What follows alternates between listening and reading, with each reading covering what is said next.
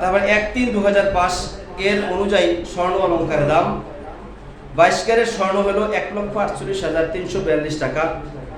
তো 18% বাদ দিয়ে জাকাতের নিসাব আসবে 1,21,600 টাকা। তারপরে 21 ক্যারেট স্বর্ণ 1,41,600 টাকা। তারপরে 18% বাদ দিয়ে 1,16,100 টাকা। 18 ক্যারেট স্বর্ণ 1,21,375 টাকা। 18% বাদ দিয়ে 99,600 টাকা। সনাতনী পদ্ধতিতে স্বর্ণ 99,890 টাকা। 18% বাদ দিয়ে 81,900 টাকা। এটা হলো স্বর্ণের মাপ দিলাম, স্বর্ণের অনুযায়ী। তাহলে জাকাত কে দিবে?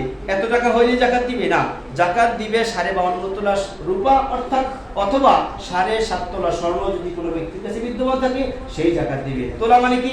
বড়ি। তোলা মানে কি? বড়ি অর্থাৎ এক আরবি ইসতিলাহে তোলা আর বড়ি কি একই। বুঝতে পারলাম? এই জন্য কোনো ব্যক্তির কাছে সোনা নাই, রূপা আছে, অথবা রূপা নাই সোনা আছে, কিন্তু তার জাকাত দিতে হবে কিনা? হবে কিনা? হবে। কিন্তু কি পরিমাণ সম্পদ থাকলে জাকাত দিবে সেটাও আমরা বের করেছি। সেটা হলো 52.5 বড়ি 18 × 52.5 অর্থাৎ 95,000 টাকা। কত ভাই? 95,000 টাকা।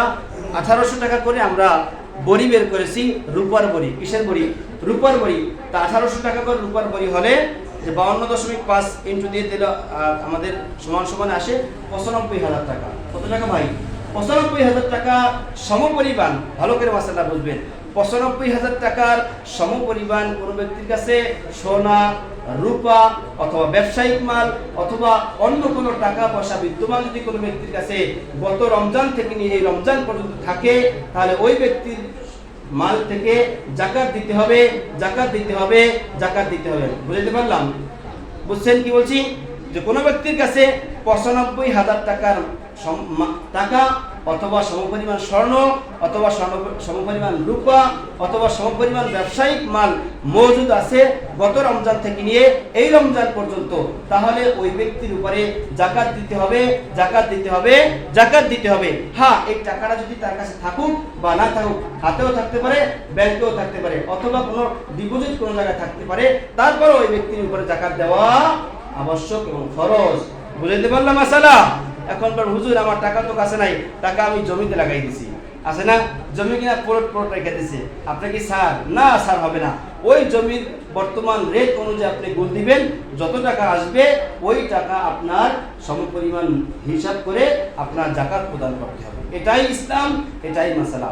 আল্লাহ তাআলা আমাদের সকলকে জাকাতের পরিপূর্ণতা মেনে জাকাতের পরিপূর্ণতা অর্জন করে আমাদের সকলকে কথাগুলো বোঝার এবং আমল করার তৌফিক দান করে। সকলে বলি আমিন। হ্যাঁ, কত পার্সেন্ট? যে আমাদের যে সম্পদটা আসবে এই 40 ভাগের 1 ভাগ, 40 ভাগের 1 ভাগ করে দিবেন। তাতে 100 টাকা কত টাকা পড়ে আপনার? 2.5 টাকা না 25 টাকা? 100 টাকা মনে হয় 2.5 টাকা পড়ে। 100 টাকা 2.5 টাকা, এইভাবে 1000 টাকা করে হিসাব করে আপনি। আর যে আপনার যে পরিমাণ সম্পদ আছে এর 40 ভাগের 1 ভাগ দিলে আপনার টাকা। আল্লাহ তাআলা আমাদের সকলকে তৌফিক দান করুন। জি, যারা কাবলা জুমা নেই কাবলা জুমা দেখে ইনশাআল্লাহ।